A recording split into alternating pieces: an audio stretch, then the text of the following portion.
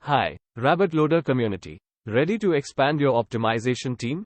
Let's seamlessly add a new member to RabbitLoader. Here's how. Step 1. Log into your RabbitLoader console like a pro. Once you are in, navigate to the settings menu. It's your gateway to all things administrative. Now, look for Delegate Access under the settings menu. This is where you wield the power to manage your optimization team. Click on Add New User, and here's where the magic begins. It's time to select the new team member's permission type once you enter their email address. Tailor their access to fit your team dynamics. Click the Add button there, and RabbitLoader does the rest. Your new team member receives an email from RabbitLoader inviting them to join the optimization squad. It's a click away from team synergy.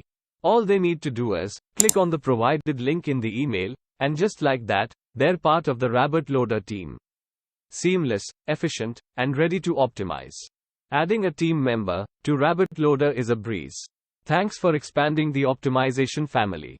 Keep fine-tuning those websites, and happy optimizing.